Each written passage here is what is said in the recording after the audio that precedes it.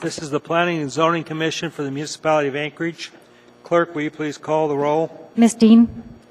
Here. Mr. Ferguson? Here. Mr. Robinson? Here. Mr. Spring? Mr. Strike? Here. Ms. Barker? Mr. Walker? Mr. Present. Strike and Ms. Barker and Mr. Voorhees are excused. Mr. Kange? Here. No, I didn't say strike. No. You did. Did I? Okay.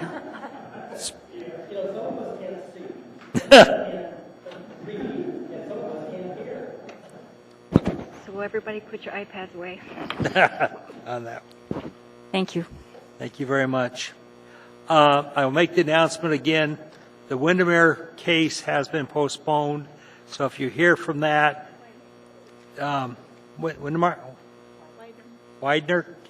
Widener case has been postponed.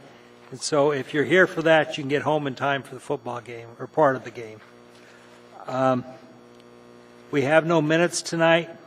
Mr. Walker, will you please do disclosures? Mr. Robinson, do you have any disclosures? No. Mr. Kange, do you have any disclosures? No, sir. Mr. Strike? No, sir. I do not have any disclosures, actually.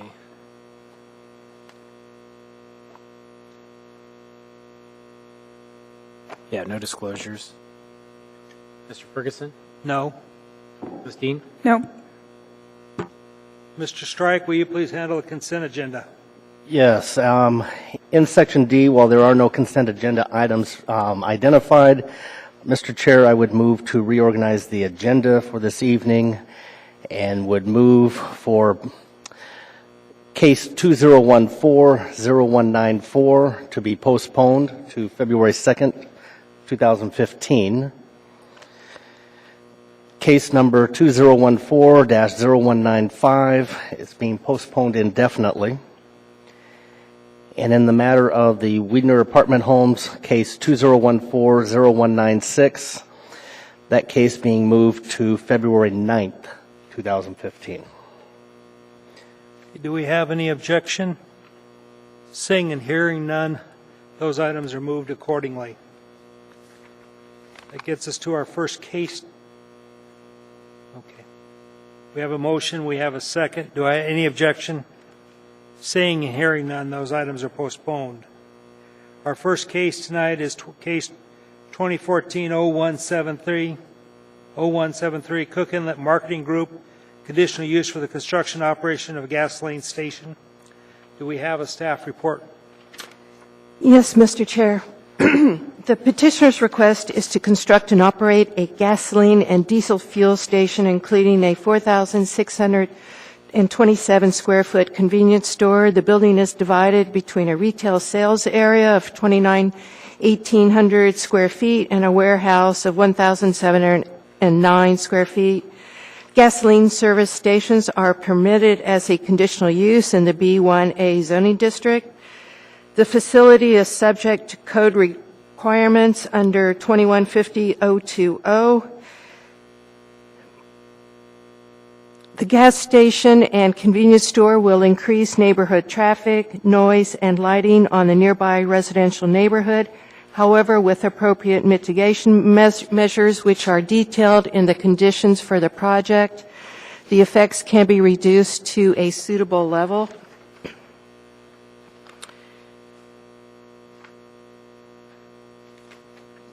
The division recommends approval of the conditional use to allow a gasoline service station and convenience store, subject to the conditions on pages 9 and 10 of the packet. Staff would like to add an additional condition, which is, it's in reference to comments regarding vegetation within the site distance triangle, and that condition should read, ensure that the landscape plan meets DOT site distance triangle for landscaping. I looked at the the landscape plan a little bit earlier, and some of the plant materials will meet it, and some of the plant materials will grow too tall. So they just need to take another look at the landscape plan. That's all I have. Thank you. Do we have any questions for staff? Ms. Dean? Through the chair, can I ask a dumb question? And that would be, what was the prior uses of this property? Were there other buildings on this property in the past or other different activities there? Through the chair, Ms. Dean, the property has been vacant for several years, but prior to that, it had been used as a gasoline service station. You don't know how many years back, though? It's detailed in my staff report. Let's see, on page 2, Chevron had previously operated a Chevron service station facility on the property until 1995 when it was removed and all of its improvements from the property. So it's been vacant since that time. Thank you. Mr. Walker? So in your recommendations, recommendation number 3 is that the petitioner would construct a detached 5-foot wide sidewalk along the frontage with Summit View Street. So I don't see that shown on their figure. Has that been discussed with the petitioner? I don't know if they have discussed it with traffic. That was their recommendation. I don't know if they've met separately with the traffic division or not. Do you know what the impact of that sidewalk would be on the landscaping? So I see that if you were to construct a sidewalk there, it appears to me that it would basically move the landscaping inbound. That's correct. So I guess I'm just wondering what, if any, impact that would have on the landscape. It shouldn't have any impact. They'll just move it in, as you suggested. Okay. Well, but then, does that affect Yes. the traffic, turning radiuses, parking, et cetera, et cetera?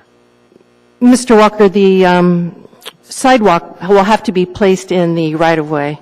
So it should have it no... will. Oh, okay. Yeah, no impact all right. on the landscaping. Okay. My next question was on number 9. So is that correct? Is it correcting Snowy Mountain Ash to Showy Mountain Ash, or was that backwards? Oh, did I get it backwards? Well, I thought it was Snowy Mountain. I'm going to feel really foolish because we've been calling this tree in our yard a snowy. No, it should be Showy Okay. Mountain Ash. All right. My mistake. Thanks for correcting me on. Are you done, Mr. Walker? No, I did have one more question about division recommendation number 12.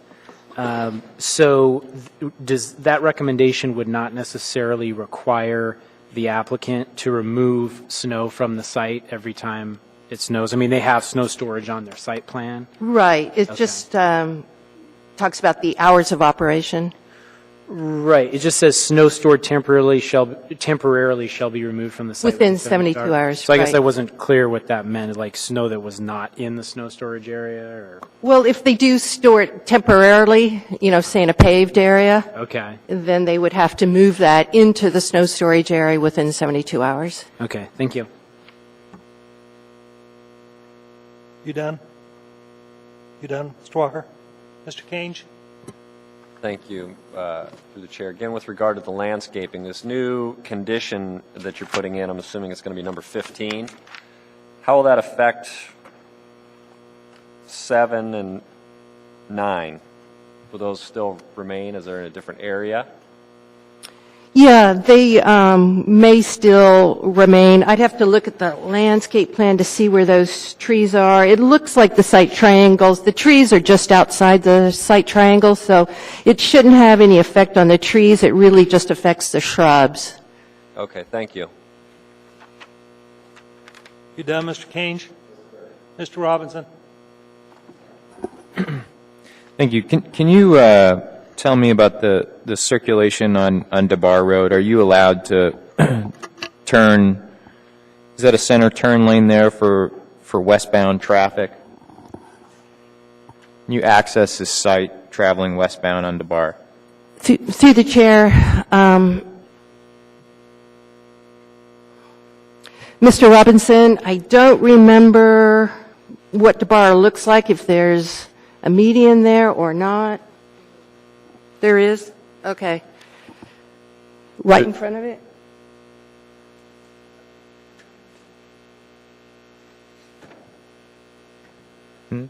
Ms. O'Brien believes they cannot turn west on DeBar. So let's start here. If I'm traveling west on DeBar and I want to go to this service station, can I get into a turn lane and access the service station either through Summit View or directly to the property? You wanted to turn into that driveway on DeBar Road? I just want to Going west? I just want to get gas. How do I get gas if I'm going west Well, if on you're DeBar? going west, you could turn directly into the site from that driveway. That's my question. So that's a center turn lane. That's not a median in that location.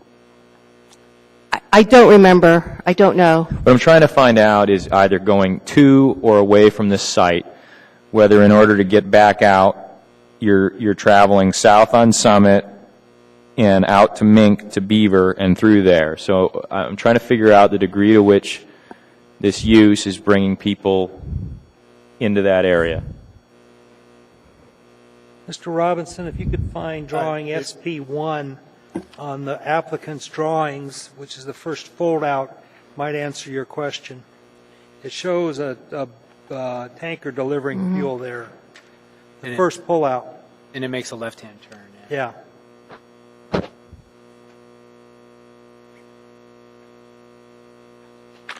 Thank you. Then if I'm leaving that station and I want to go west, I likely go out to Mink and then Beaver and then turn at the light. Is that the way I would go?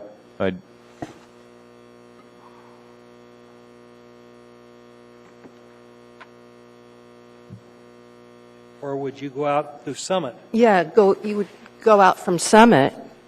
I'd go to a light, wouldn't you? Okay, yeah. All right. Either way. Thank you. Any further questions from commissioners? Somebody passed him. I have a couple questions. If I turn to page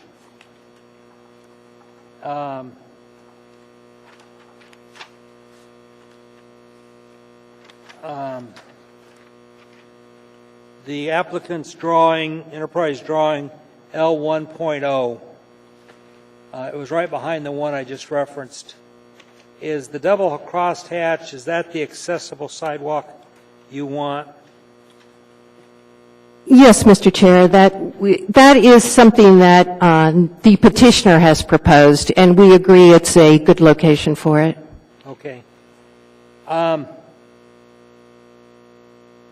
so that would probably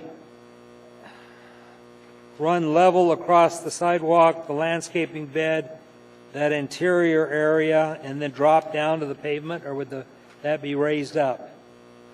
I don't know what the elevations are for this area, but yes, you'd go from the sidewalk that they are going to have to construct along Summit View Street. You'd cross through the landscape bed and then through the parking lot to reach the front entrance to the convenience store. Okay, and you asked for an accessible route, so that should be there.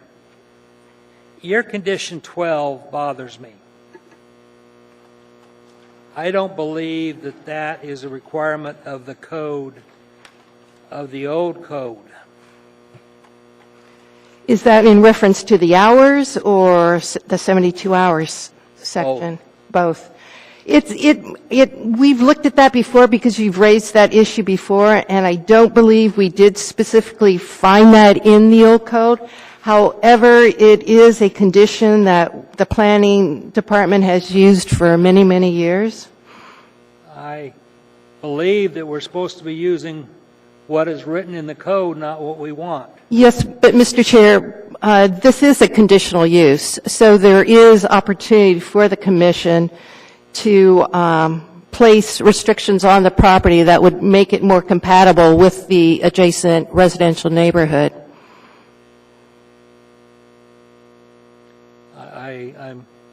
I'm figuring out the conditional use aspects of it. I hear what you're saying. Thank you. Any further questions for staff? Public testimony.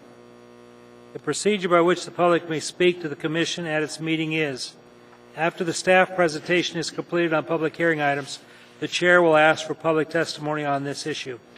Persons who wish to testify will follow the time limits established in the Commission rules or procedures. Petitioners, including all his or her representatives, 10 minutes, and part of this time may be reserved for rebuttal. Representative groups, community councils, PTAs, etc., 5 minutes. Individuals, 3 minutes. When your testimony is complete, you may be asked questions by the Commission. You may only testify once on any issue unless questioned by the Commission. An individual may have appeal rights relating to any action the Planning and Zoning Commission takes, except Commission recommendations to the Assembly which are not appealable. Appeals must be filed with the Clerk's Office within 20 days after approval by the Planning and Zoning Commission of the resolution, which is the Commission's final decision. A fee for the appeal is required at the time of filing. Any individual may request written findings from any Commission decision within 7 days. Is the petitioner present? Do they wish to speak? Come forward, please. Please state your name and spell the last name. And we have 3 lights up here, green, white, and red. All right. White comes on, you got 1 minute. All right. My name is Stephen Ellis, E-L-L-I-S. I'm the Secretary of Cook Inlet Marketing Group. And just appreciate your extending us the time here this evening. Do you want to reserve a specific amount for rebuttal? No. Okay, I'll just whatever. I'm only going to anticipate a short presentation here. Thank you, Mr. Ellis. Proceed. Thank you. CIMG is a small corporation. We formed it in 2004 to purchase 8 of Chevron's convenience stores. They were changing their business plan in Alaska. And so we bought these properties from Chevron and have operated them since then. We've added an additional 3 stores, so now we have 11 stores, including one in Palmer. We are enthusiastic about this particular site. It was a Chevron conventional service station, and up until 1995, Chevron knocked it down at that time and was intended to build a new store there, but their plans changed, and they applied and obtained a conditional use permit, but it was never implemented. So the property has been vacant now for roughly 20 years. We met with the Northeast Community Council this past November 20th, and pleased to report that the council unanimously recommended approval of our application here this evening. So we feel good about that. We can live with the conditions that staff has suggested. I'm aware of the issue with DOT on the shrubs in the triangle, and so I appreciate staff's clarification on that. We have no problem with the proposed modification as to that issue. On the traffic issue that was raised briefly, you can definitely turn left onto the property if you're proceeding west on DeBar. There's a center line that allows turns in either direction. If you're exiting the property, again, going north on Summit View, you can turn left or right, depending on your intention. That's really all I have. I'd be pleased to answer any questions the Commission might have. Mr. Ellis, it might help us, those of us that are seniors, if you raise the mic so we can hear you a little bit better. All right, I'm sorry. Do we have any questions for petitioner? I've got one question. Gas stations in the past frequently had issues with their tanks leaking, and there was frequently issues with contamination. Has this site previously been cleaned, and does it have a clear bill of health at this time? It does not. There's continuing remediation going on that Chevron is solely responsible for, and we have an indemnification from Chevron as to that issue.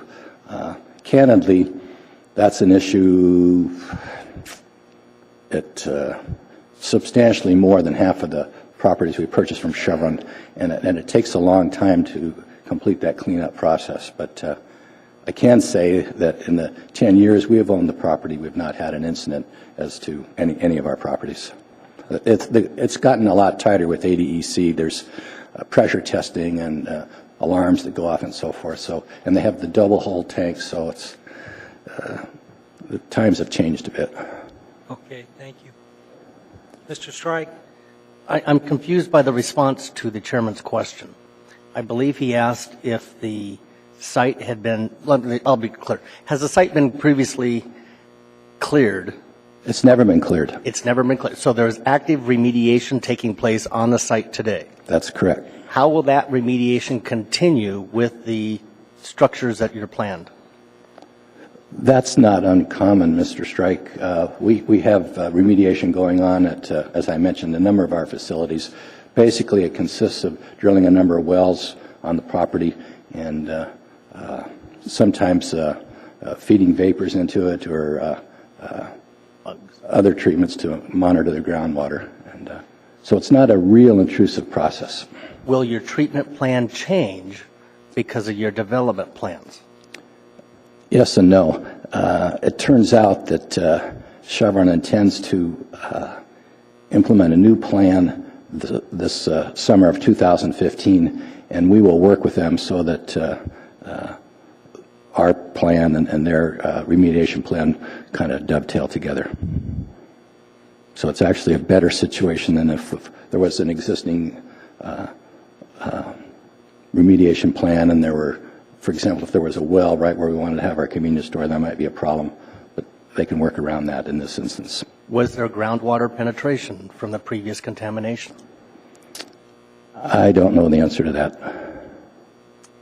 So we have a site that Chevron owned. It was contaminated. They've undertaken cleanup. We have a new property owner who's coming in. Now, 15 years later, wants to rebuild on that site. Chevron's committed to staying with this site until it is clean, even though there will be a new service station going in? Absolutely. I wear a number of hats. I was Chevron's lawyer here for 30 years or so, and we essentially have that exact arrangement on all of our properties. There's like a 3 or 4 page provision that spells out their indemnity commitments, and we wouldn't be making this investment. We don't make any investments where there's any exposure to us prospectively as a result of prior contamination. I see no exposure to you from the prior contamination, but new contamination that could develop on the site as a result of your operation. Chevron's fine with that? No. Any new contamination, we're on the hook for that. Back to a site that is still not clean today, though. So the site's been empty now for 15 years. Or 20. Go ahead. Well, based on since 1995 or earlier. And it's still an active remediation site. Right. What's been the delay from Chevron for cleaning up this site? I would not characterize it as a delay. It simply takes a long period of time. Chevron has a contractor. They file quarterly, semi-annual, and annual reports with ADEC. They sign off on those. It just takes a long time to undertake that process. Short of, you could go in and excavate, down 50, it'd be horrendously expensive, but you could do something like that. But typically, this is the way it's done. Well, I've seen it done both ways. And typically, I think it has been a Mass X that's taken place in the past. In fact, I would characterize this process that you're going through as the exception, not the rule. I guess that's something reasonable people could disagree on. That's not been my experience in my years in Alaska working in the oil industry. In fact, I actually have a concern that this is still an active remediation site after all these years. Yeah, that's true of a number of our properties. Mr. Strike, Thank you. on gas stations, what he's described is what I'm used to. And I mean, it's a long-term process. It can be a long-term process, and it's usually drawn out through sources that don't have the funding. When you have the funding and the depth of pockets, and you're going to remediate or you're going to change the property later for development, you typically don't start to develop while the remediation then until it's cleared. I asked the question, so I opened the door, but I don't know really if that's germane with the question before us right now. We have no further questions. You've got 7 minutes left over for rebuttal. All right, thank you very much. Okay. We're now open to public hearing. If you want to testify, would you please come forward, state your name and spell your last name. You have 3 minutes.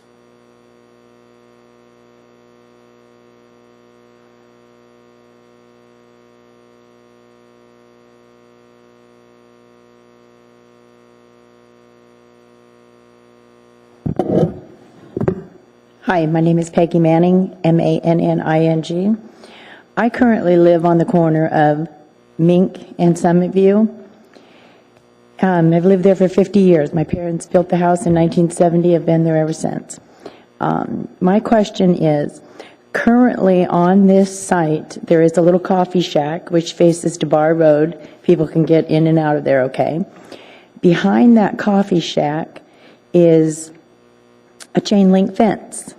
The chain link fence surrounds the area where the Indian Hill Chevron used to be and has been there for all these 15 years.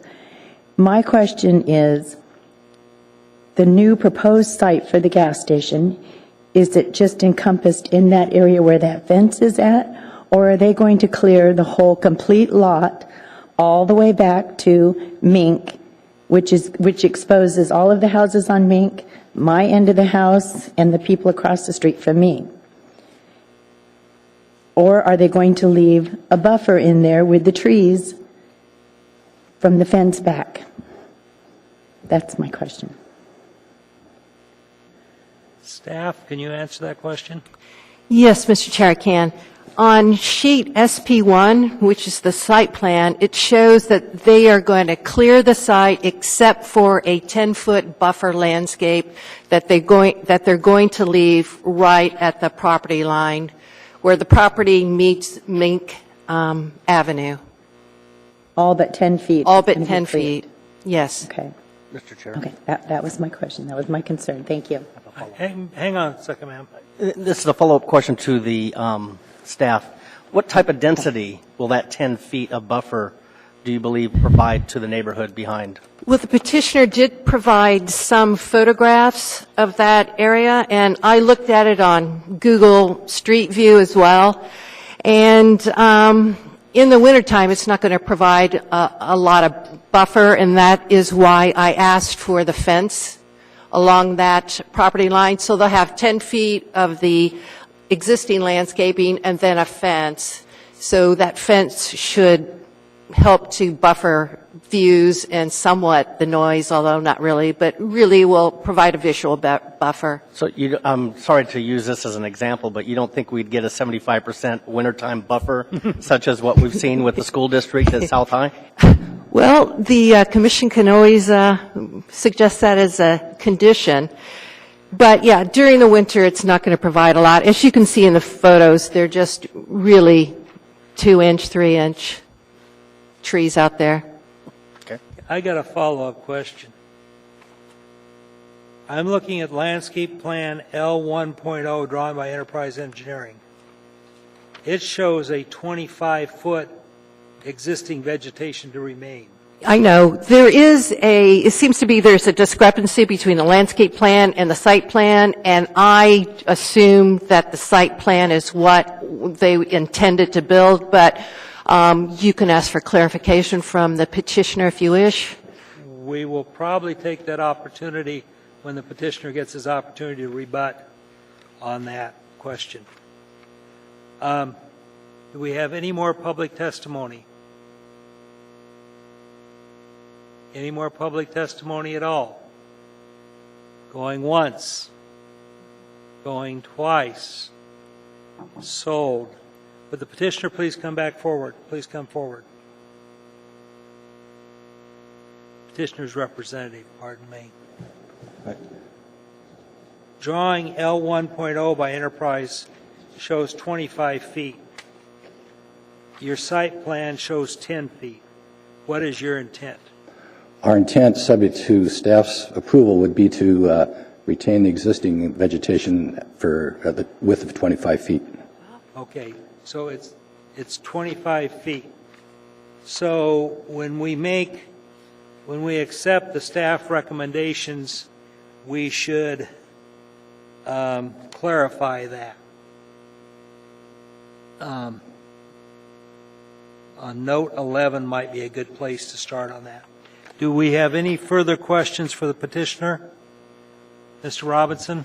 So if I may, what we're saying then is that the site plan as submitted, showing snow storage up right in front of the 10-foot setback, is not that much snow storage now. Is that what we're saying?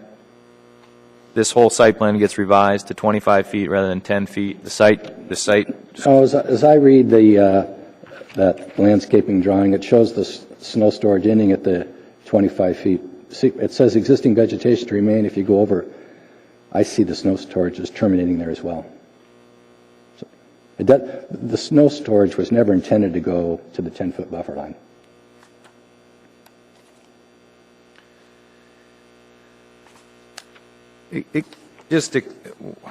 Could I just have someone really clarify what we're looking at here? We got 25 feet of existing vegetation to remain.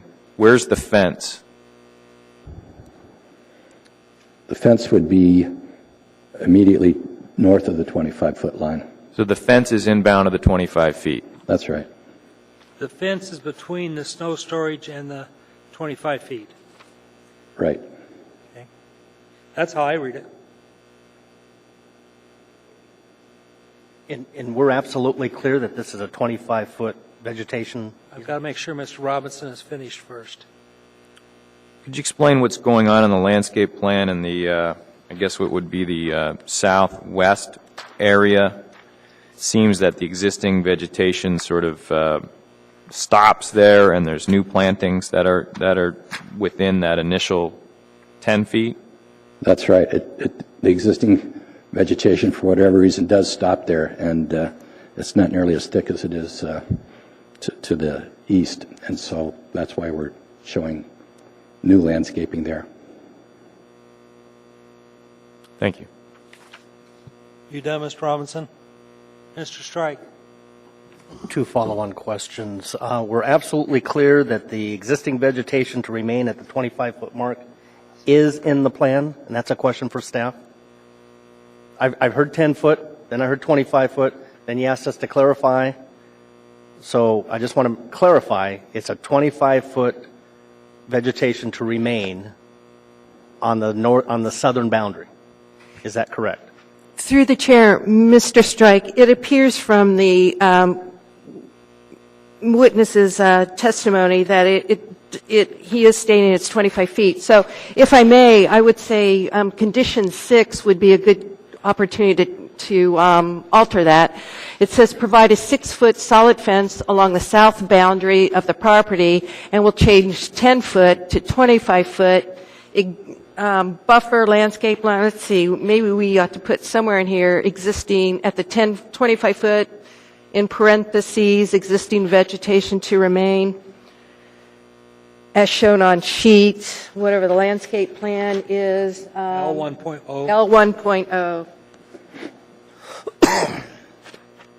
Mr. Strike, did that answer your question? That answers that question. And the second one for the petitioner, the warehouse space that you've identified as 1,700 square feet. What is the purpose, use, storage? Describe the warehouse. Not so much storage. It's going to be used to prepare sandwiches and other food type items that are sold at our stores, but they'll be prepared here and distributed to our other 10 stores.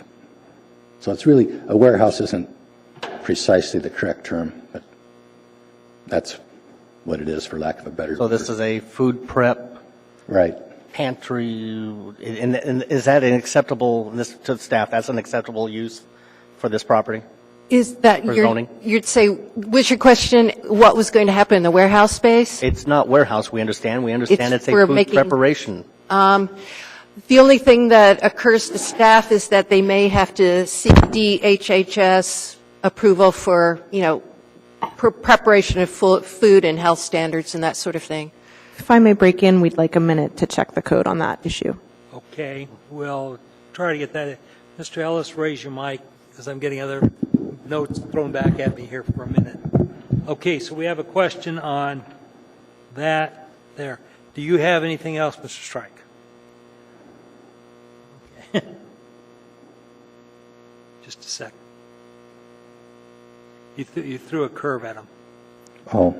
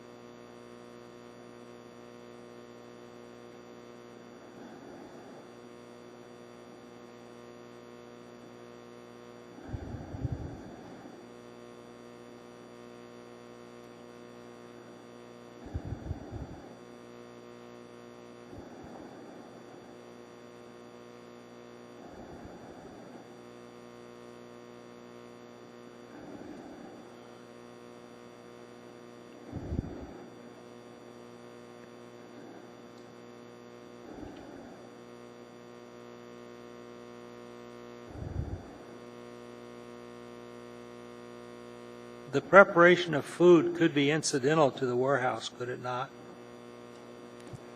Mr. Chair, my interpretation would be that if the petitioner wished to prepare food for sale on the site, that is perfectly allowed for this district, but to prepare food to be transported to other sites for sale is a type of manufacturing use that would not be permitted in the B1A district.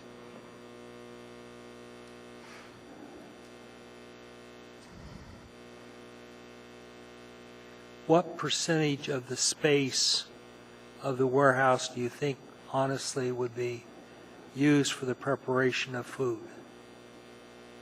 50%. Okay. It's significant in.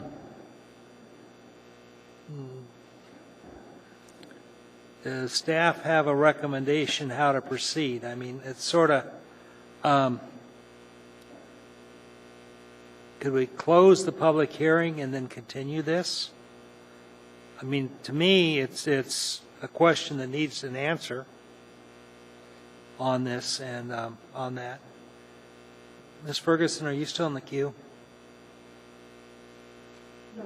Okay, all right. Does staff have a recommendation?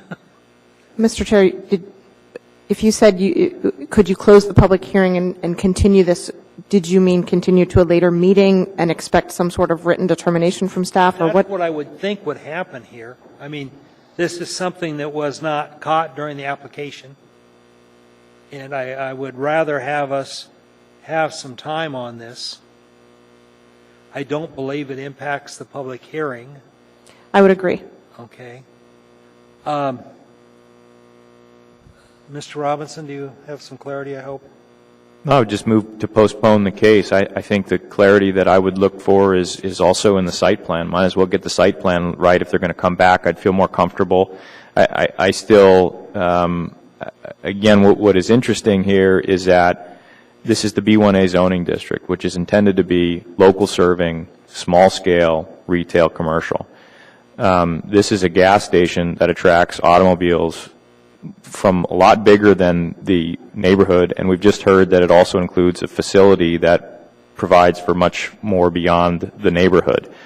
I think I'm growing more and more uneasy with it, but for the time being, I for sure would like to see the case postponed, whether to a date certain. Is that what staff, I would ask if that's what staff needs, a specific date. Would you clarify that the public hearing is now closed, though? I mean, I'm okay with the public hearing being closed, yes, sir. All right. Staff have any comment on that, or the applicant? Mr. Chair, a date certain is always preferable. Just looking at the meetings coming up. As we've discussed previously, the February 2nd meeting is looking pretty crowded, but I think at this point so is the February 9th meeting. Just check. But I think February 9th would be preferable. Mr. Robinson, would you make that motion to postpone to February 9, please? Yes, sir. In the matter of case 2014-0173, conditional use for the construction operation of gasoline service station, I move that we postpone that case until the February 9th meeting. Okay. And you, in that motion, we've agreed to close the public hearing. The public hearing is closed tonight. Yes. Thank you. Okay, we have a motion. We have a second. May we use our machines, please? Okay. That has been postponed to February 9. Thank you, Mr. Ellis. Thank you.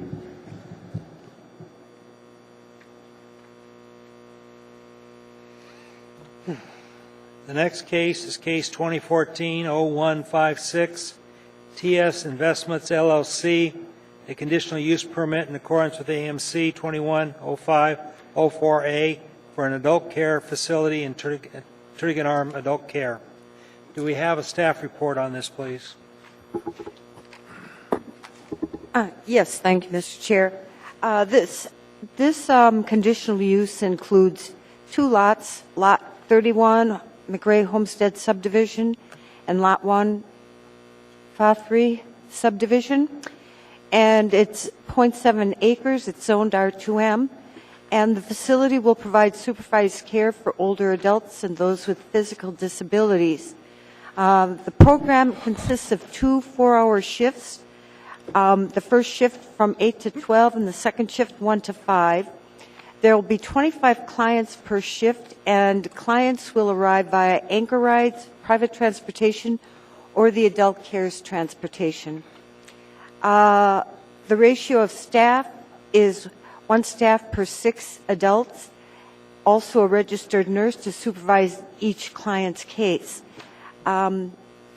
This facility will be licensed and regulated by the State of Alaska Assisted Living Licensing Section.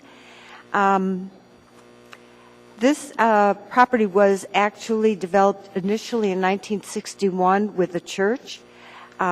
It was used since up to last year, as a church, but the property was sold in late 2014. The building contains 7,201 square feet. There are 3 levels in the structure, a basement, and a ground floor will be used for the program, but the third level, the mezzanine, will not be used for the adult care facility program. The petition site is a corner lot with driveway access to 32nd Avenue and Turnigan Street. There is a Turnigan Street is a Class 1C neighborhood collector, and West 32nd functions as a local street. Semicircular parking area serves the proposed adult care use, stretching from Turnigan Street to West 32nd Avenue on the south and east side of the building. The majority of the available parking is located on the existing Lot 1, Fa3 subdivision. It is a gravel parking lot for which nonconforming rights have been established. The use is consistent with the intent and purpose of the R2M district. It generally meets the criteria for conditional use for adult care facility. The access to the site, the lot size, the required parking spaces, and snow storage do comply with the criteria for conditional use. The parking surface is gravel. It's considered non-conforming. It is considered conforming per AMC 2112-060A1, but not in compliance with the new Title 21 design criteria. The site plan does show expansion of the parking lot surface, which must meet the current standard and must be paved. And it's a very small corner of the parking lot area. Landscaping consists of lawn and trees around the building, and a 6-foot-high wood fence buffers the residential area to the south from the passenger loading area. The proposed use is compatible with the character of the neighborhood. The structure is built on a residential scale. The hours of operation are limited from 8 to 5. Access is to a neighborhood collector street. It's served by all public utilities and services. A sprinkler system is required to be installed for the use by building safety. The property will be replatted into one lot, eliminating the required setbacks along the common lot boundary of the existing configuration. And landscaping and parking lot paving, as mentioned, is considered conforming per the current Title 21, but it is not in compliance with current standards of the new Title 21. The department does recommend approval subject to the conditions 1 through 6 on pages 9 and 10 of the packet. Thank you. Any questions for staff? Ms. Dean?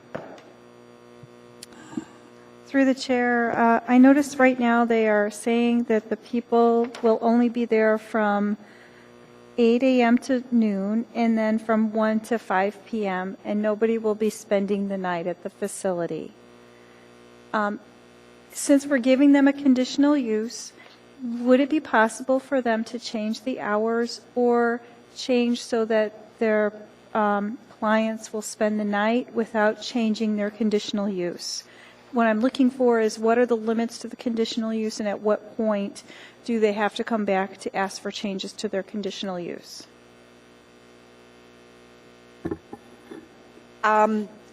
Through the chair, that would change the conditional use.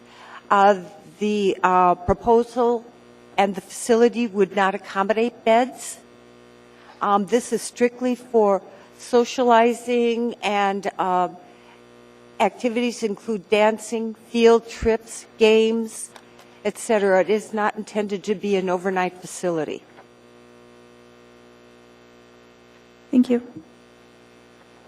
Any other questions for staff? Mr. Robinson? Sir, I know staff indicated this, perhaps I didn't hear it quite exactly, but in your report on page 7 under number 5, there's a comment that says the exterior of the structure will not change. The gravel parking area, landscaping, and signage enjoy non-conforming rights. The only alteration is an expansion of the parking area. Is that different from what you just indicated? Did you not just indicate that the parking and the landscaping are in fact conforming?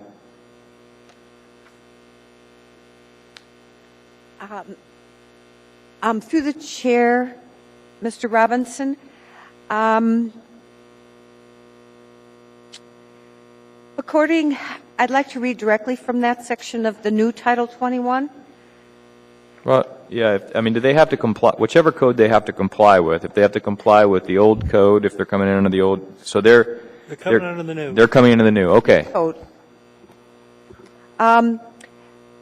Developments are conforming. Development that was legally established before January 1, 2014, that does not comply with the district-specific standards of Chapter 2104, the use-specific standards of Chapter 2105, or the design and development standards of Chapter 2107, shall be considered conforming on January 1, 2014, and subject to this section.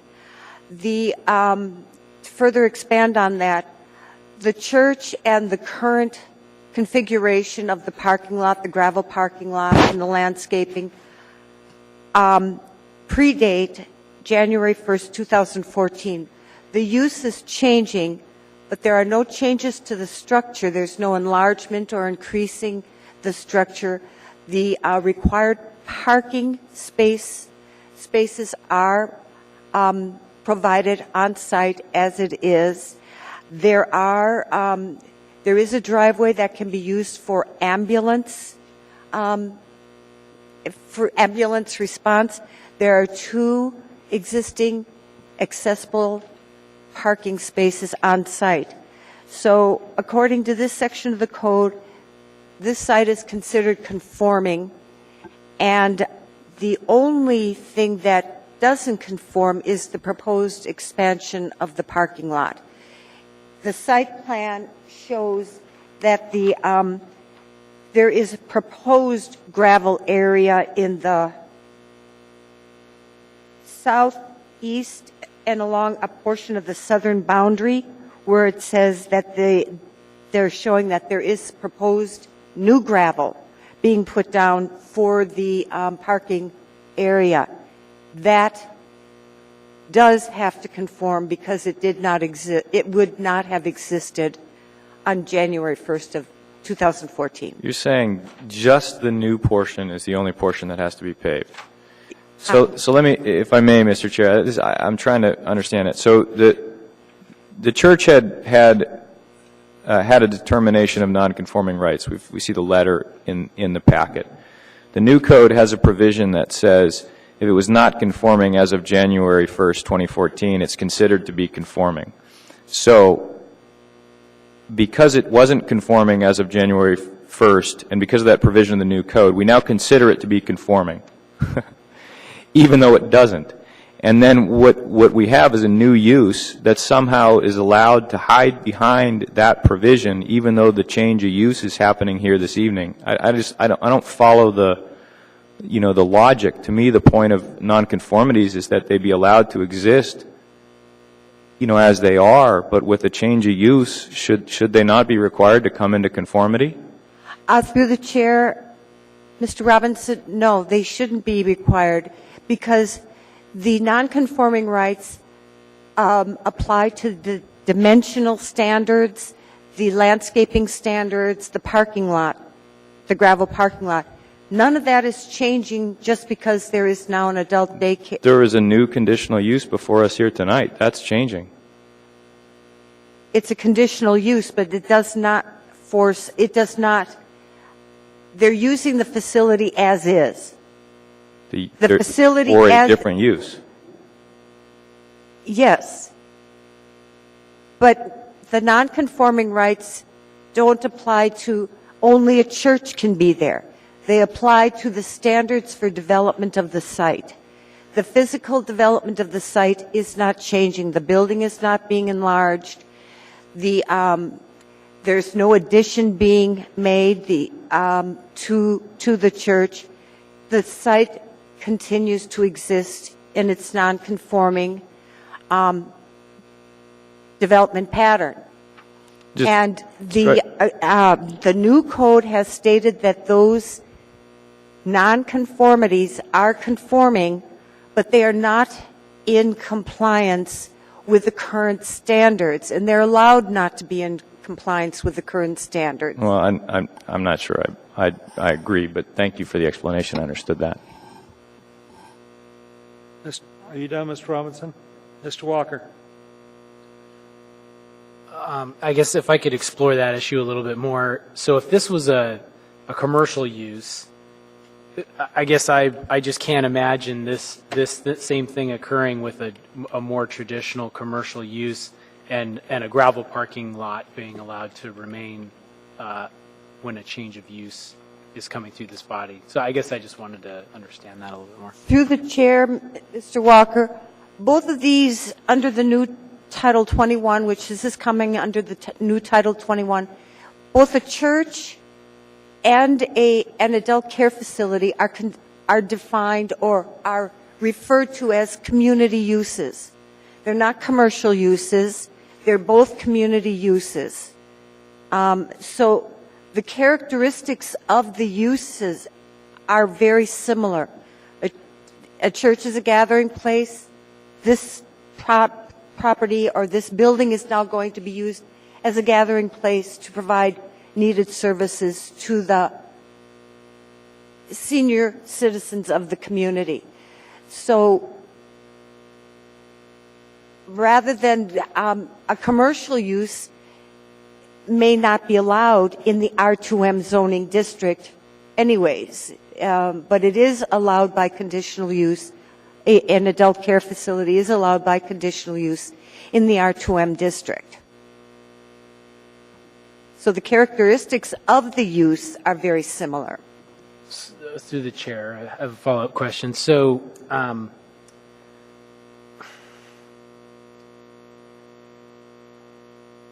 so what is the conditional use here exactly? Through the chair, Mr. Walker, it is a conditional use for an adult care facility. So adult care is a conditional use in R2M. Is that right? So we're throwing out the conditional use for a church, and we're getting a conditional use for adult care. Is that correct? Through the chair, Mr. Walker, a church is a permitted principal use in the R2M district. Oh, okay. So so we're getting rid of a permitted use and we're bringing in a conditional use. Through the chair, Mr. Walker, the church sold the property. Right. Because they're moving to another location because they outgrew the facility that they were they were in at the church, which is built on a residential. It's similar to a residential structure. It doesn't look much different from many of the larger homes in the area. I understand. So the property is now vacant. A new proposal is coming forward, but that proposal requires a conditional use. So, okay, so let me ask you this. Maybe this will clear it up for me. If this proposal had been made under the old code, would they have been required to pave this parking lot? The entire parking lot, not just the new part. Through the chair, Mr. Walker, no. They would not have been required to pave the parking lot under the old code or the new code. Okay. So, and so you understand it, and both of you, I mean, I think where the wheels are coming off the wagon for me, and I'm guessing for Tyler and everybody else that's questioning this, is that, I mean, I've seen dozens of commercial conditional uses like this where when you get the conditional use approved, then suddenly all these things that were non-conforming before, now they have to be conforming. And so I guess that's confusing to me, and I'm just wondering if there's something special about this particular case that's causing our confusion or unique to this case. Okay.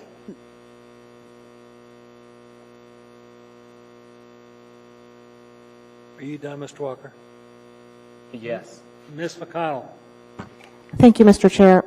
May I speak very briefly about the differences between the old and the new code with regard to nonconformities? Thank you. There are generally 4 types of nonconformities, and the most confusing and complicated one is the characteristics of use issue.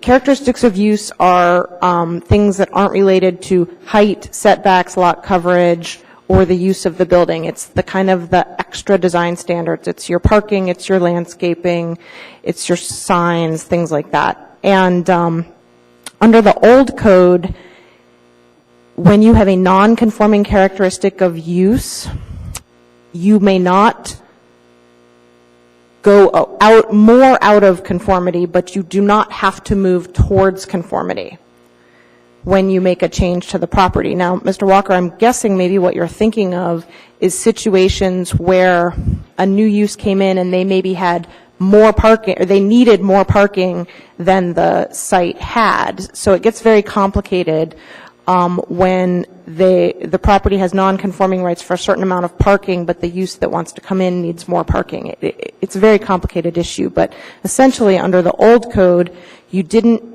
need to do anything to correct your non-conforming characteristic of use. You just couldn't make it worse when you were doing some sort of change, for instance, a change of use or some other sort of change to the property. During the rewrite of Title 21, there were a lot of concerns that some of the new design standards were going to basically throw every property in the municipality into non-conforming status. And that was going to have some serious negative impacts with regard to financing, insurance, that sort of thing.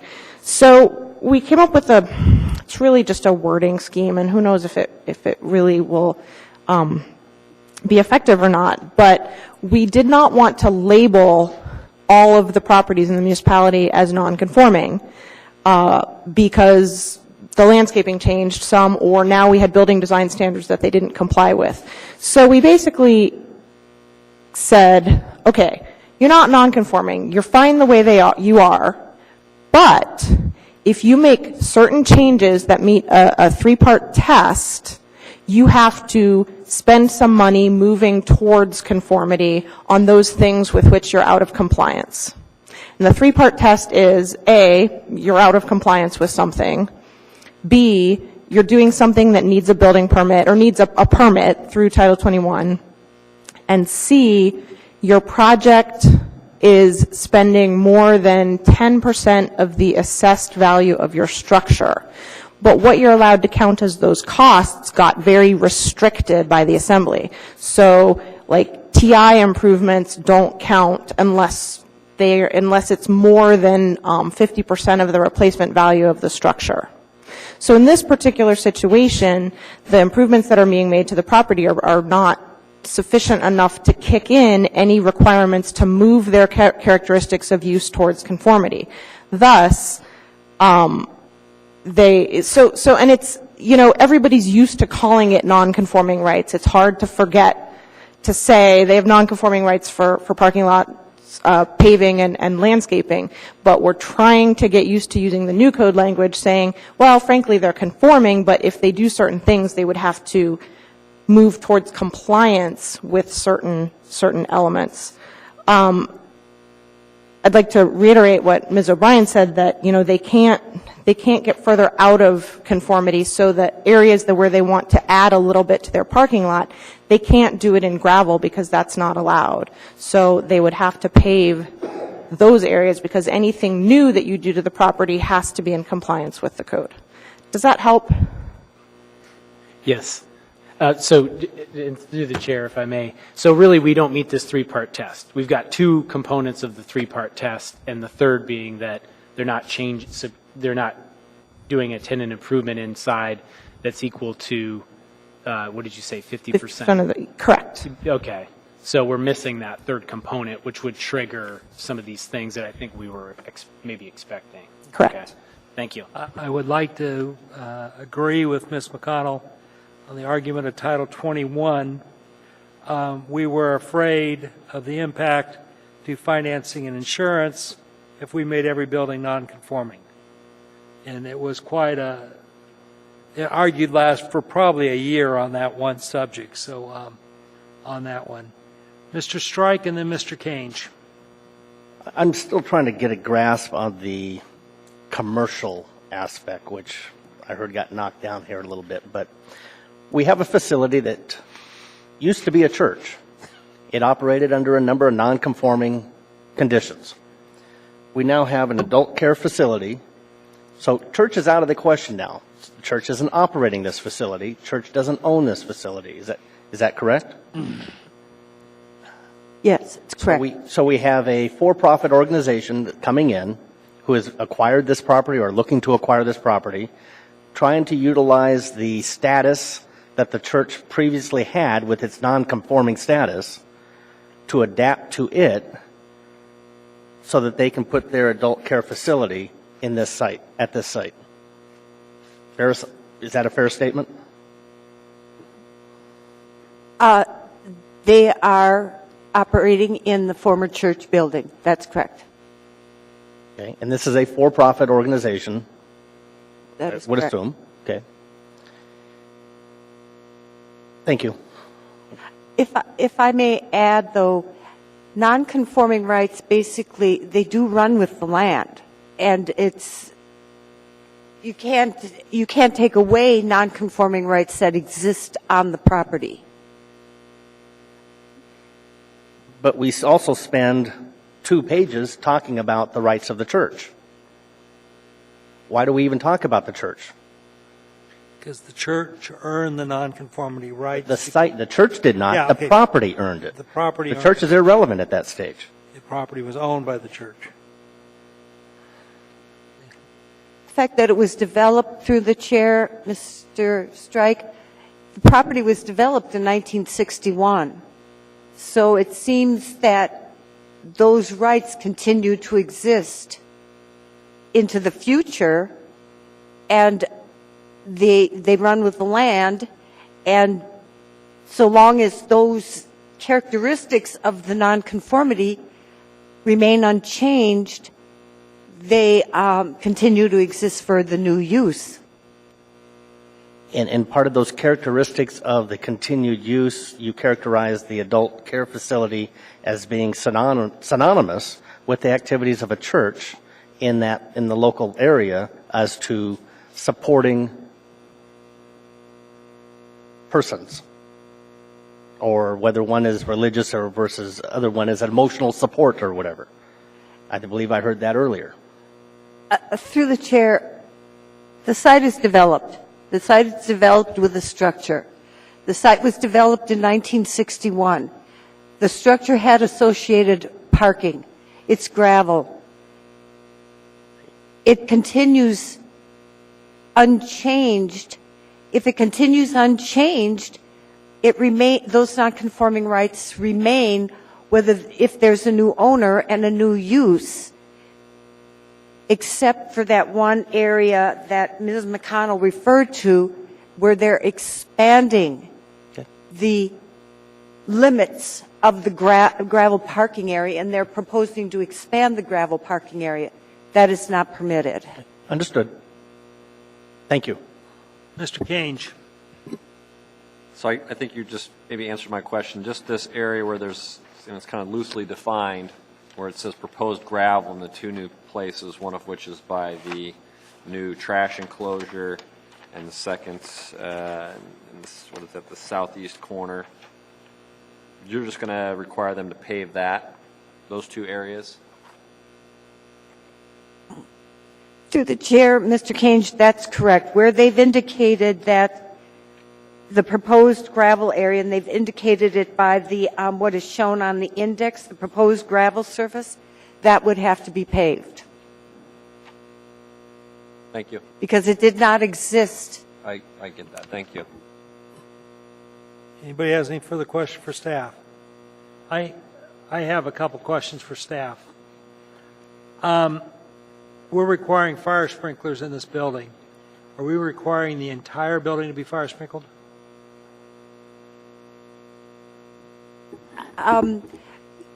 Mr. Chair, I would have to defer to the petitioner's representative because I don't know what part of the building is sprinkled. Is it the ground level floor, or is it the basement too? I don't know the extent of the sprinkler, and I don't know if the sprinkler has to extend up to the mezzanine level, which is not going to be used for the program. The petitioner might be ready to answer that question on that one. I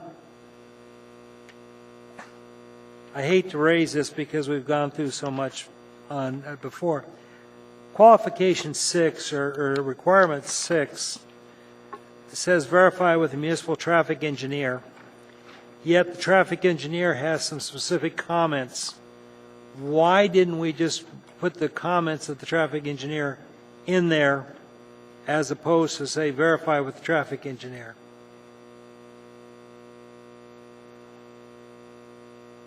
I'm reading from page 9 where traffic engineering has some very specific comments. And I don't know why they aren't just carried forward to the recommendation. Well, I thought that the information was provided to the applicant, and if the commission so wishes to amend condition 6 to specify adding A, B, and C under the traffic engineering comments, please let me know so we can, if that's the will of the commission. If we added A, B, and C, then the applicant knows what's required. It doesn't have to go make another run through traffic. That's correct. Okay. Is the applicant here, and does the applicant care to testify?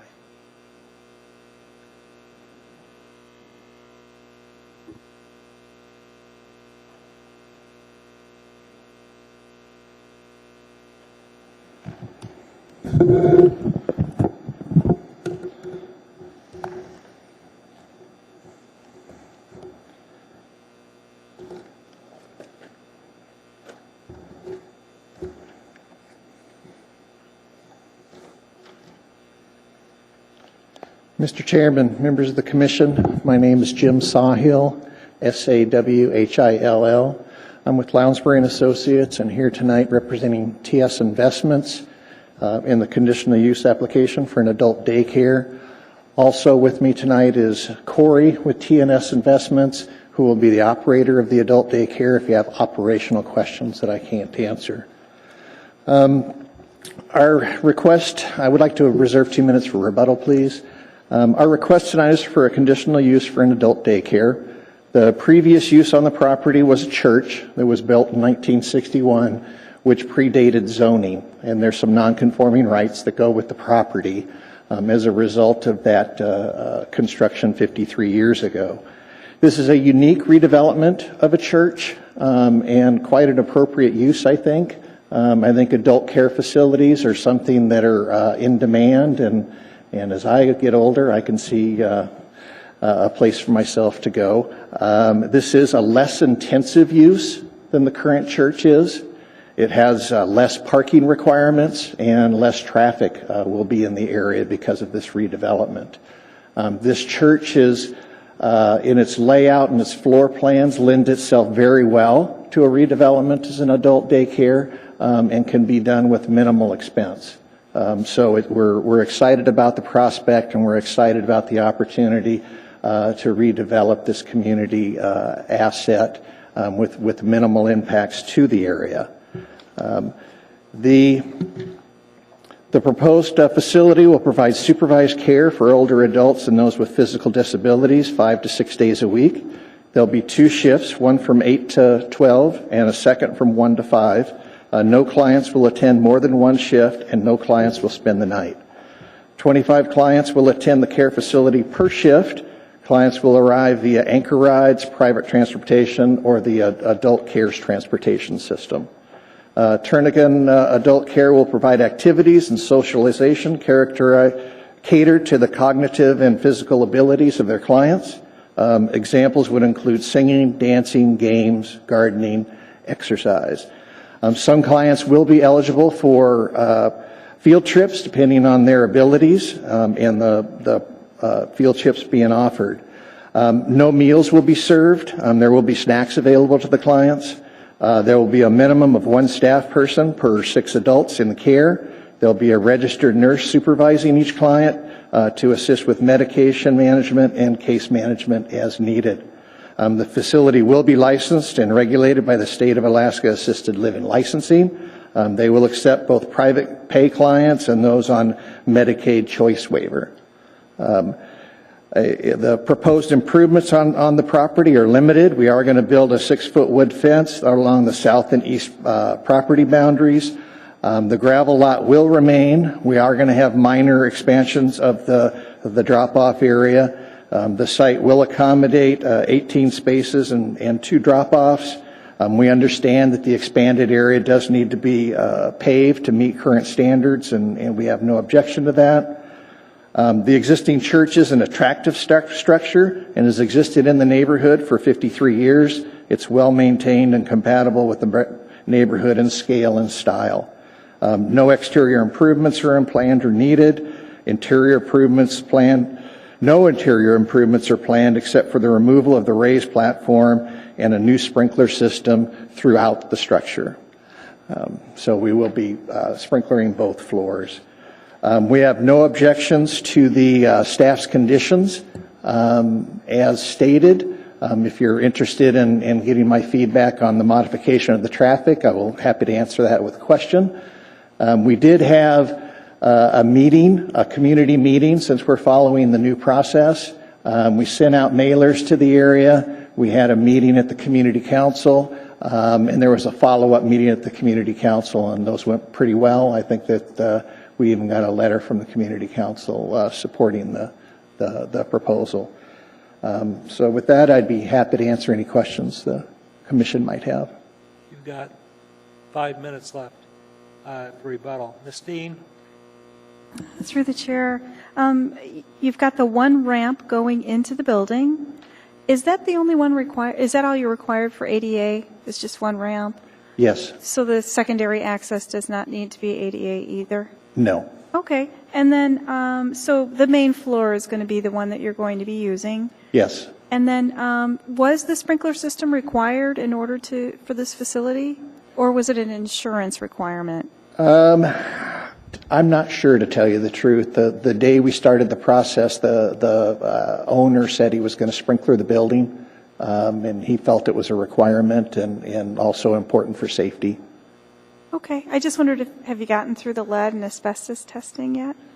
I know they have retained an architect, and he's been through the building, and so far I think they're okay. I haven't heard reports on those issues. It's just a tough expense when you Yeah, add in the... it is, and it's an old building. Yes, Yeah. exactly. Yeah, Just- I'm sure there's something there somewhere. Well, yeah, and then you've got ceiling headroom issues, and Right. it's a tough one. Just lots of fun. Yes, I'm sorry. Thank you. Anyone have any further questions for the applicant? Mr. Sawhill, I know you can tell me which you would prefer on traffic engineering. I was happy with the condition as written. Okay. I understand what was there. The one thing that is in the traffic comments that I don't believe applies is item number C. Again, the parking area enjoys non-conforming rights, and I don't believe lighting is required, and we're not looking to add lighting to the parking area. There is lighting provided to the parking area from the building, but there's no specific luminaires in the parking lot. Well, I would say that as worded gives you more wiggle room than what I would do. So. And I still got to satisfy Dwayne's requirements, and that's always a challenge. Okay. You can have a seat, and we'll open the public hearing. Pardon me, I missed that. You did stipulate that the building owner was intending to fire sprinkler the entire building. Yes. I do note that it's not a department recommendation. I didn't catch that in the write-up itself, so the only notification we have of that is your testimony here tonight. I believe, no, it is in the narrative we submitted. Okay. I missed that. It's On page 8, under 9, a new water service will be constructed to the building for the new sprinkler system.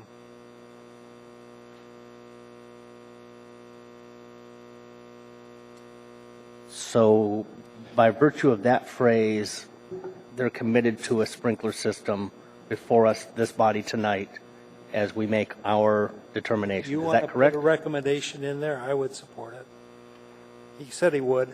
Okay. I think it's on page 24, the last sentence there is a new sprinkler system will be installed. So it is part of our narrative. If you wanted to make it a condition of approval, we wouldn't have any objection. 24 is pretty clear. 24 is clear. It's in the record. Yeah. Thank you. Thank you. Don't wander too far, Mr. Sawhill. Anyone who wishes to testify, representative groups get 5 minutes, individuals get 3 minutes.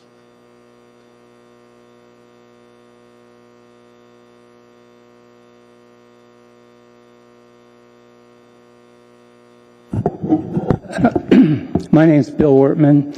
I'm the past president of the Community Council. I was the president when Mr. Sawhill and Troy Smith did 2 presentations. I'm still on the board of the council. There is a new president, thank God. And this presentation is probably one of the best I've ever seen in 10 years of being on Community Council. They had their stuff together. They're very specific. They answered all questions. And there were some pretty tough questions. This is the council that drug the Longhouse project over the coals before it died. So they're not patsies. I live about a half a block from the facility. My wife attended the church until they moved. I've been there a few times. I think she drugged me down there. So I'm very familiar with the property. And I commend Mr. Sawhill and Troy Smith in their presentation. Troy came back in December and said he was willing to come back in the spring and update us on the landscaping plan and any other changes that were coming up. So there's no reluctance for them working with the council.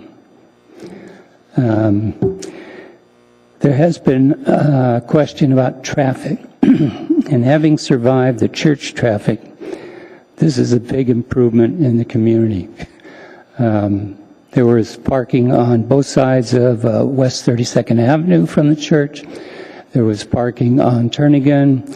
The APD had to go in there a couple of times and tell them to move cars because either or both of those streets were choked down to one lane. In my comments that I submitted, there are numerous activities there, much more than was projected in the new facility. So I'm looking forward to less traffic than what was there with the church. Questions? Anyone have any questions? No, sir. Thank you very much for your comments. You're welcome.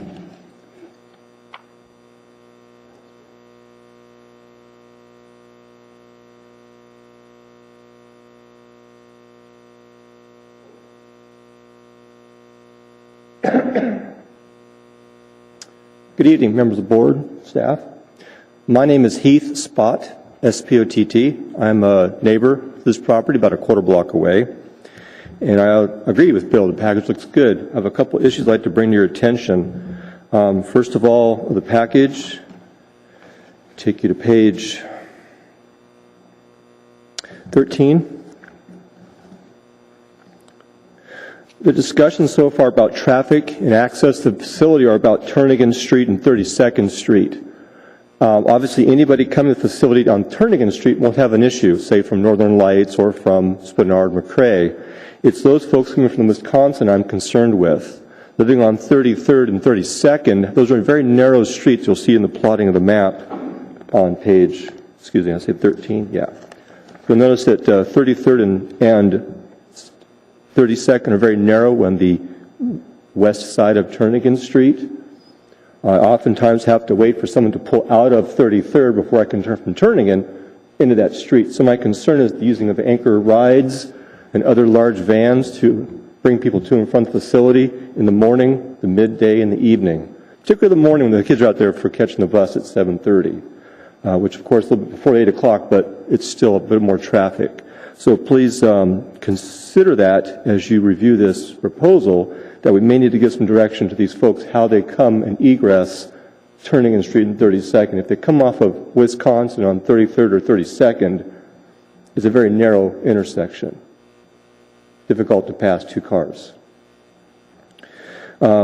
It's not clear in the proposal. They talk about 25 people, but it still seems like it's going to be depending on the fire department and the sprinkler work, so it's not clear what the actual maximum client and staff will be at this facility. They talk about 25. I don't know if that's a state requirement or it's just a number they've chosen to initially begin the facility. And will it grow? And if it does grow, I understand from tonight's proceedings that would require them to come back and see you again to change a conditional use permit. I think that's correct. I'd like to hear from you if that is. And that's illustrated on pages 8 of the document because it doesn't quite clarify, excuse me, that was the number of days. Let's see. And the days of operation are inconsistent in the document on page 4 and 23. One part says 5 days a week, the other one says 5 to 6 days. I'm not sure which it is. And also on their diagram for the paving you've been talking about this evening, it's really not clear the extent of where they're going to lay pavement down relative to the gravel. It's just a couple of arrows. So is it a 5-foot piece or a 10-foot piece? Is it going to abut the fencing they plan to install? And 1 minute? Be quick. Yes, sir. And that's all I have. Okay. Do we have any questions? Questions from staff? Don't see any questions in the queue. Thank you for your testimony, sir. Thank you for your time and service this evening, folks. Yeah.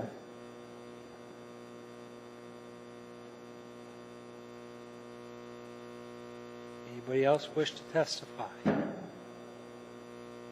Going once. Going twice. Mr. Sawhill, you have 5 minutes of rebuttal time if you choose.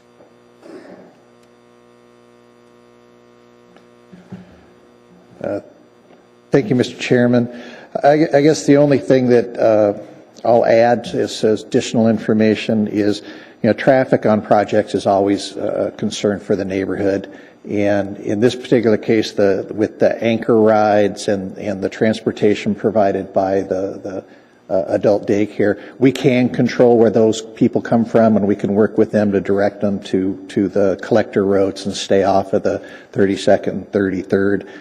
The private transportation arriving is a little tougher to control, but again, it's going to be a pretty tight-knit group, and if it becomes an issue, we can try to work with our clients to get them to approach in a reasonable way. But again, I think the traffic generated by this redevelopment is much, much less than has currently been experienced through the church.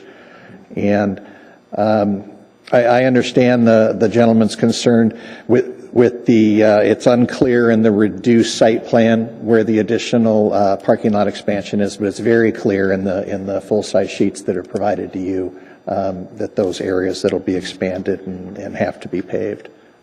So it's tough on the public when they don't have clear graphics, but I think where it is clear. So, is there any other questions the commission might have? Hang tight right there, Mr. Sahel.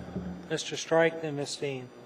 Yes, as follow-up. If I heard correctly, you are saying that you will commit to working with the traffic situation with those parties that you can control and work with them as to a desired traffic ingress, egress in and from the neighborhood. Is that correct? Yes, absolutely. And appreciate that, and thank you.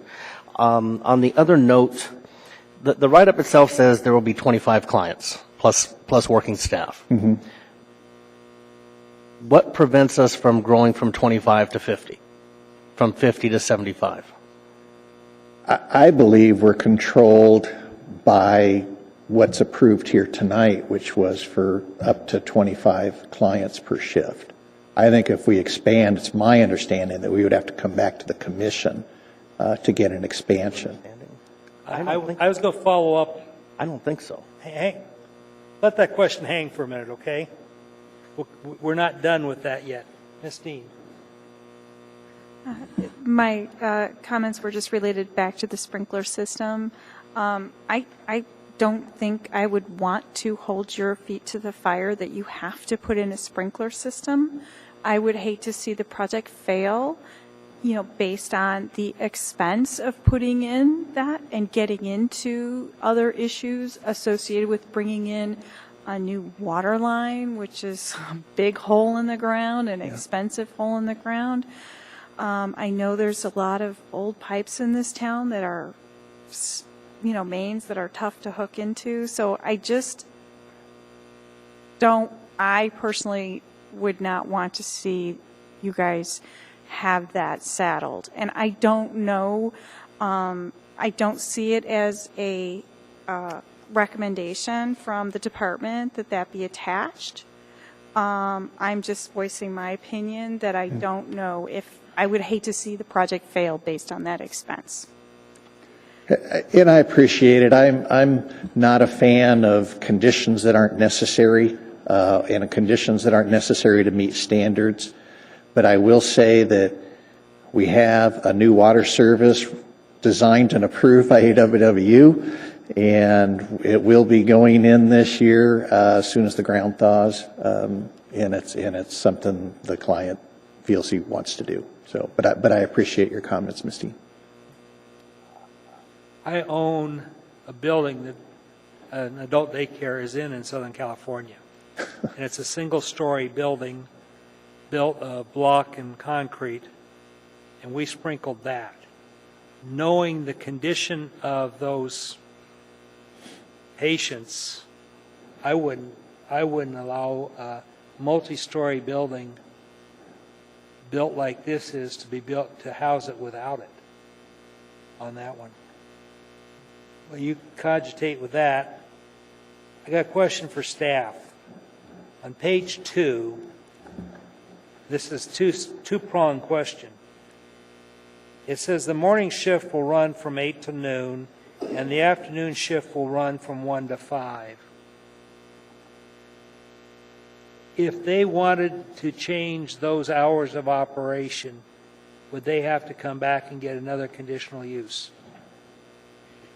Mr. Chair?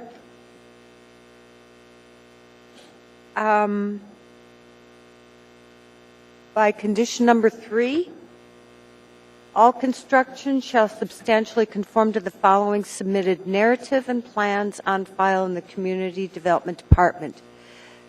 Well, that includes all that was stated to describe the program. So if the hours of operation change, they would have to come back.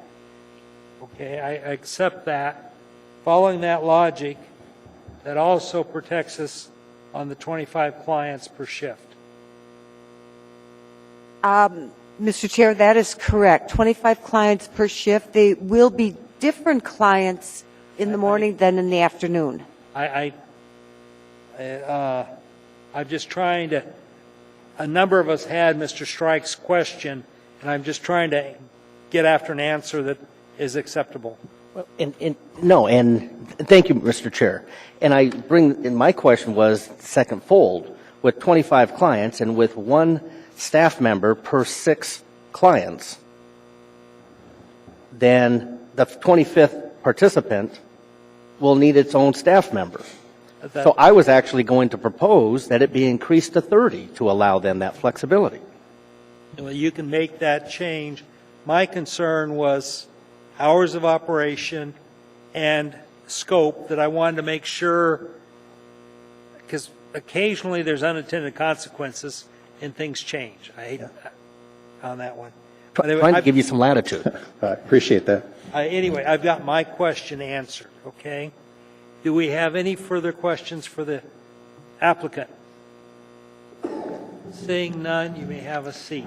Thank you, Mr. Chair. Thank you. In the case of case number 2014-0156, TS Investments LLC, what's the wish of the body? Mr. Strike. Yes, Mr. Chair. In the case of 2015-0156, for the conditional use of an adult care facility, I move for approval of this conditional use pursuant to the staff's recommendations. I will be making one additional caveat change to that, in which I would propose that the narrative, as the narrative is part of the approved recommendation, that we increase from 25 to 30 the number of clients that may be served. My rationale for that is the other portions of the narrative, which stipulates that there would be one staff member for 6 clients, which would take us to 24. So this is logical, in my opinion, to facilitate a working facility without too much hardship. Okay, I would like to see that as for clarity purposes with the recommendations, if you don't mind, Mr. Strike. Changing it on the narrative sort of concerns me.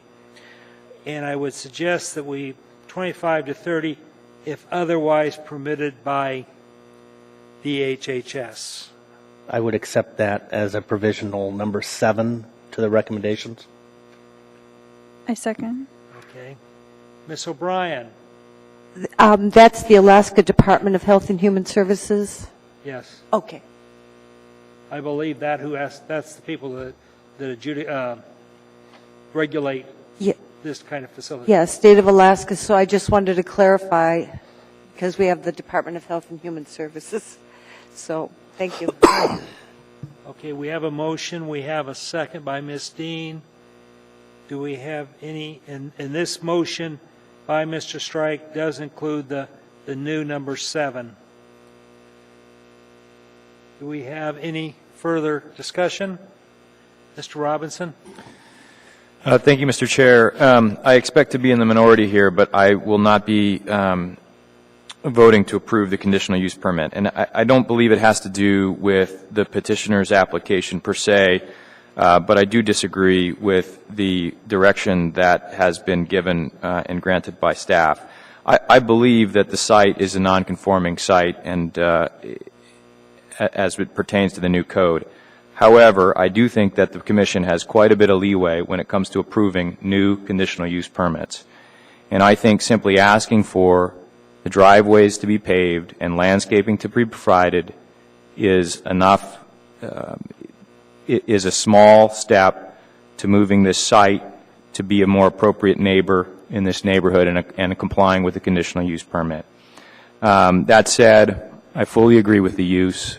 I am sensitive to the fact that the neighborhood, if given the option between a church and this use, given the traffic impacts of the church, have felt that this is a more appropriate use. At the same time, nothing that we're doing here tonight prevents it, evidently, from becoming a church again in the future. So I just wanted to throw that out there. But again, I would entertain a new application that showed those improvements being made for a little additional landscaping and some pavement, as any new building permit would generally require. If any other commissioner joins you, you may have the opportunity to make that motion, Mr. Robinson. Any other discussion on this? Would you please use your machines to vote on Mr. Strike's option?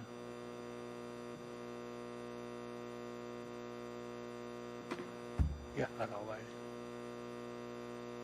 Okay. The motion carries 5-1 on that one. Mr. Strike or Ms. Dean, do either one of you have any findings you want to make? No, my comments would be that I thought the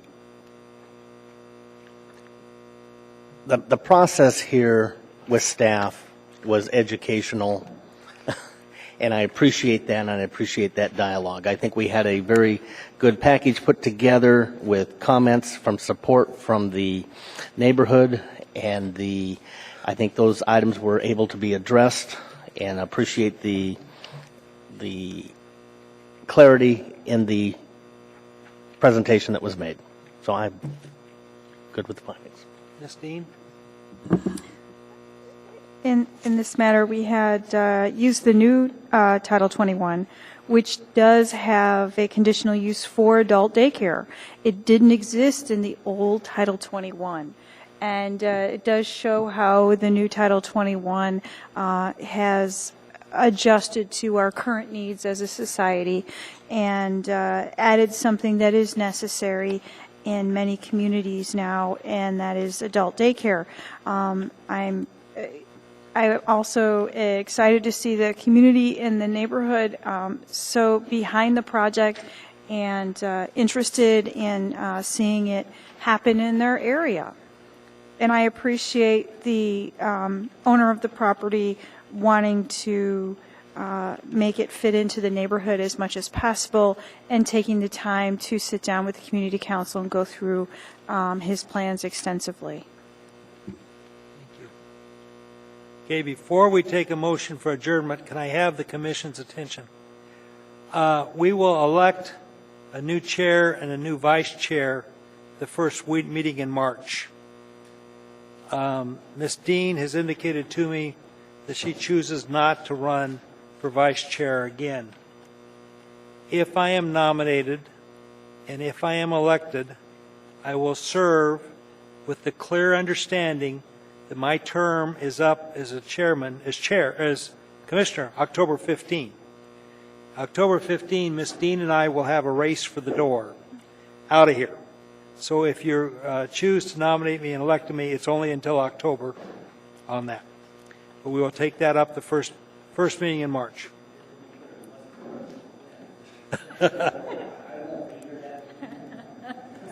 So you will get elected. No, that isn't in the rules. We are adjourned.